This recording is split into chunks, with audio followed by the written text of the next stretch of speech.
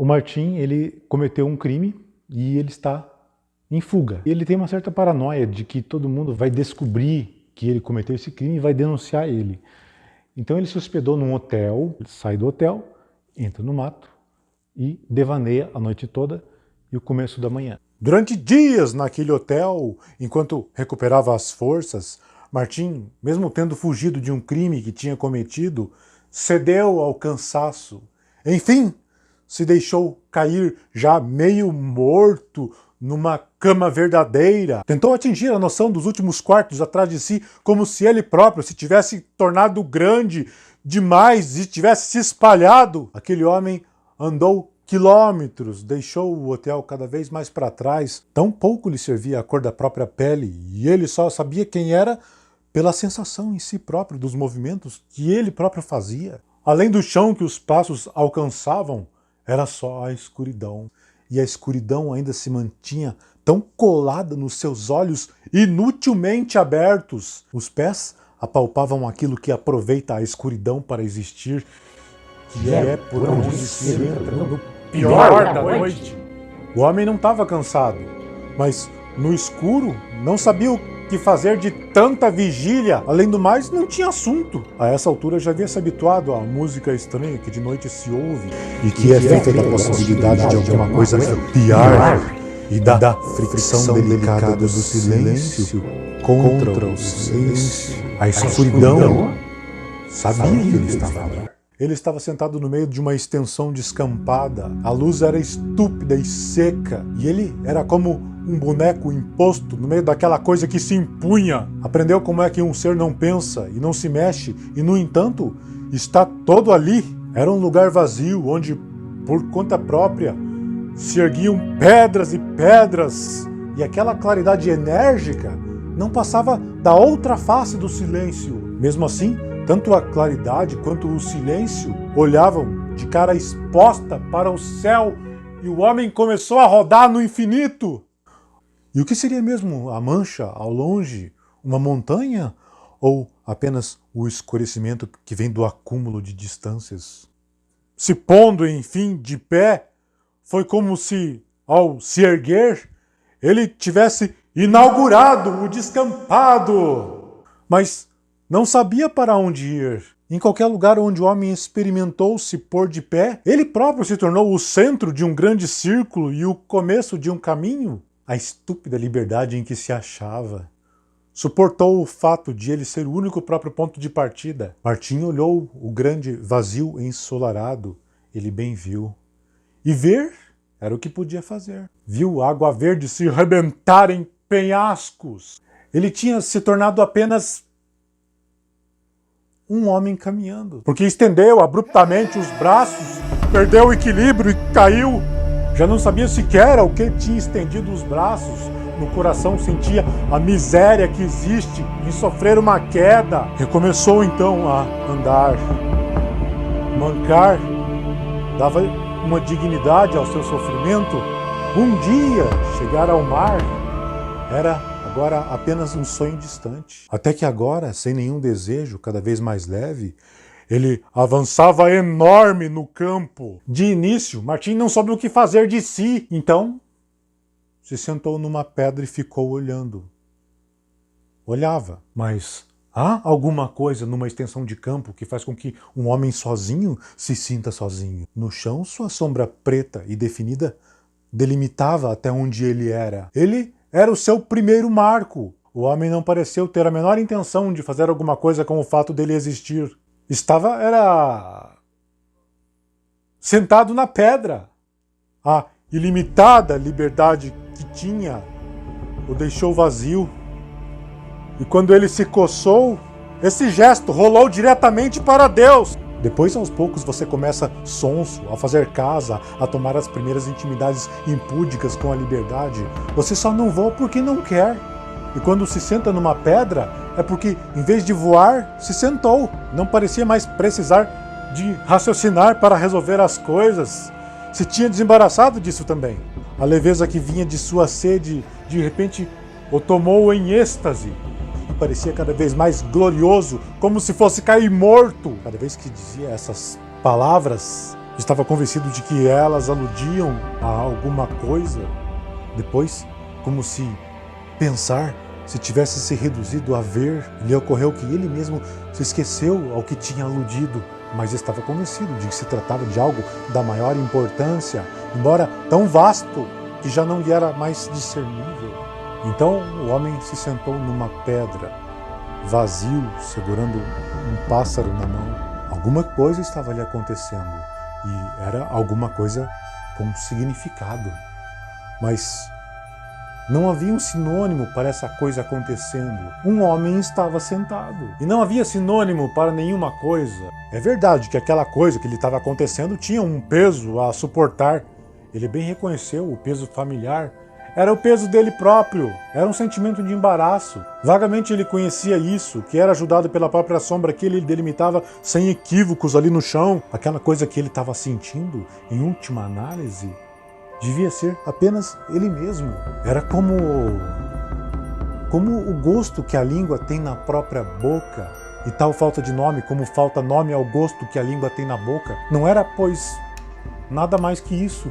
Mas a essa coisa uma pessoa ficava um pouco atenta. E ficar atento a isso era ser. Olhou então ao redor como quem procura um contraponto, mas não havia um sinônimo sequer para um homem sentado numa pedra com um pássaro na mão. Aquele homem sempre tinha tido uma tendência a cair na profundidade, o que um dia ainda poderia levá-lo a um abismo, a crosta facilmente quebrável da profundidade. Todo um passado estava apenas a um passo de um descuido, o que fazia com que aquele homem procurasse se manter apenas vivo. Ele se dispôs a esperar que a coisa passasse. Antes que passasse, ele involuntariamente reconheceu aquilo. Aquilo era um homem pensando. Então, com desagrado, ele se lembrou no corpo de como é um homem pensando. E mais que isso, ele reconheceu. Essa coisa, na verdade, tinha estado com ele durante toda a sua vida.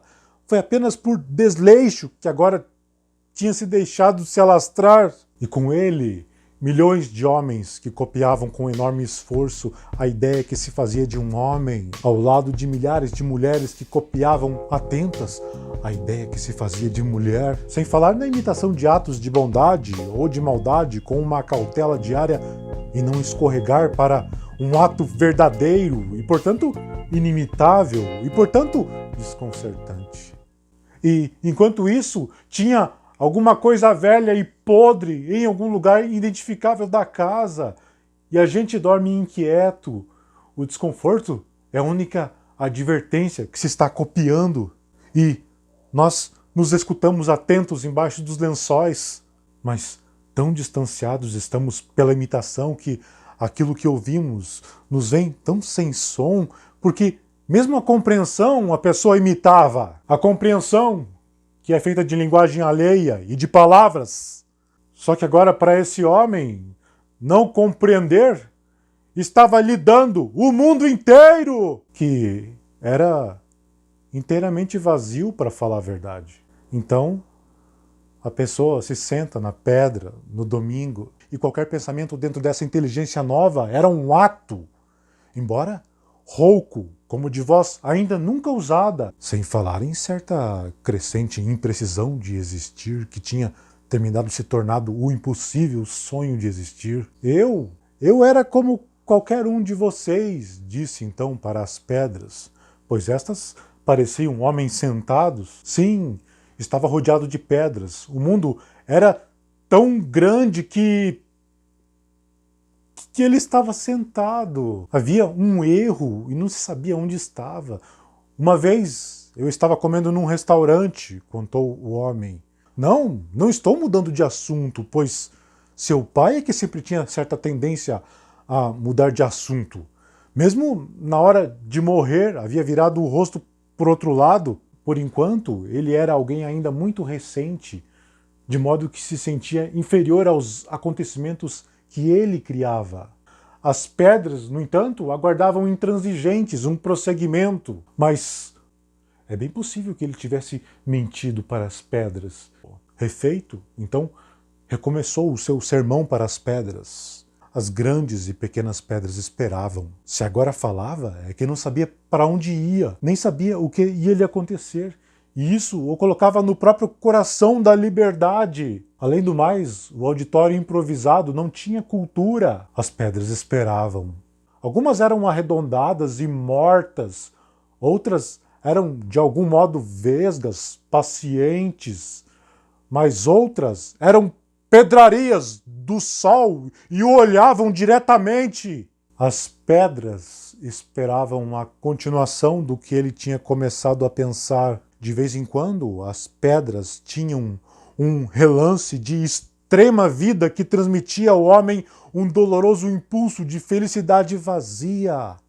Ele bem sabia que o mundo era tão grande que, em breve, ele seria mesmo obrigado a se restringir. As pedras, vindas de todas as partes, umas eram pequenas e infantis, outras grandes e pontudas. Era um auditório desigual, onde se misturavam infância e maturidade. Infância e maturidade. No entanto, houve uma época em que o mundo era liso como a pele de uma fruta lisa. Nós, os vizinhos, não a mordíamos, porque seria fácil morder e havia tempo. A vida, naquele tempo, ainda não era curta. E, enquanto isso, as árvores cresciam. As árvores cresciam, como se não houvesse no mundo senão árvores crescendo. As noites se tornaram mais longas e não bastava mais ter nascido. As pessoas se chocavam no escuro, toda a luz desorientava, cegando, e a verdade só servia para um dia. Todas as nossas dificuldades esbarravam logo com uma solução. Estávamos perdidos com as soluções que nos antecediam. Em poucos segundos, uma ideia se tornava original. Tudo estava profundo e podre, pronto para o parto, mas a criança não nascia. Não digo que não era bom, mas era como se a pessoa só pudesse olhar. No entanto, nada parava jamais se era feliz.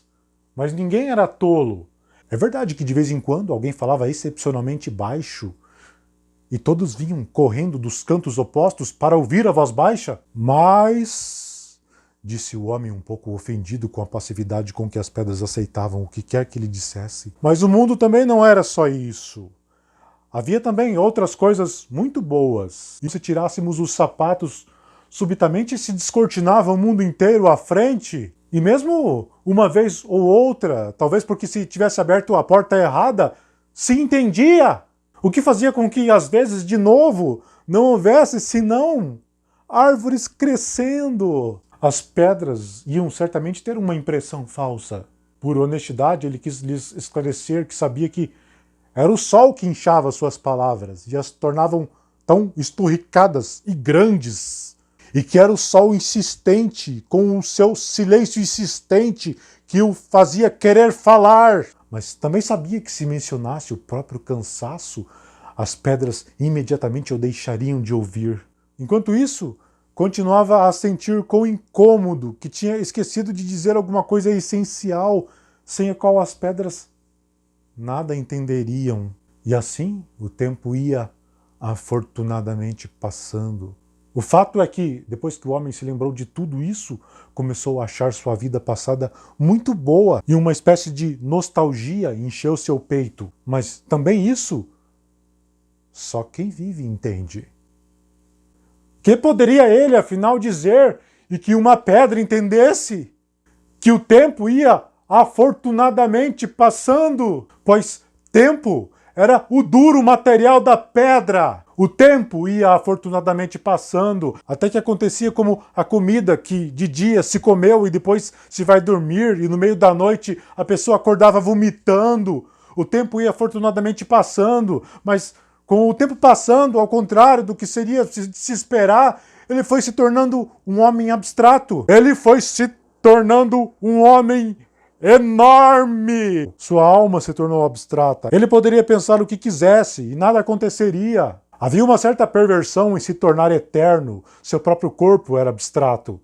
E as outras pessoas eram abstratas. Isso nada tinha a ver com o estúpido sol de que uma pedra é vítima e do qual passou a ser feita. E depois, você ia dormir em camas abstratas que se sustentavam no aéreo por 4 pés. E se dormia como uma unha que cresceu demais. Nós éramos eternos e gigantescos. tudo correndo tão bem, cada vez mais purificado.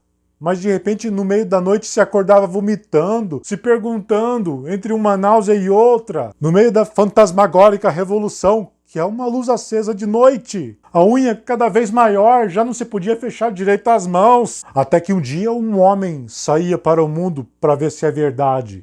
Antes de morrer, um homem precisa saber se é verdade. Imaginem um homem. Foi quando de repente tomou consciência com um choque de reconhecimento, pois sentado na pedra, o que ele estava fazendo não era senão pensar. Com um choque, o homem olhou para as pedras que agora não passavam de pedras.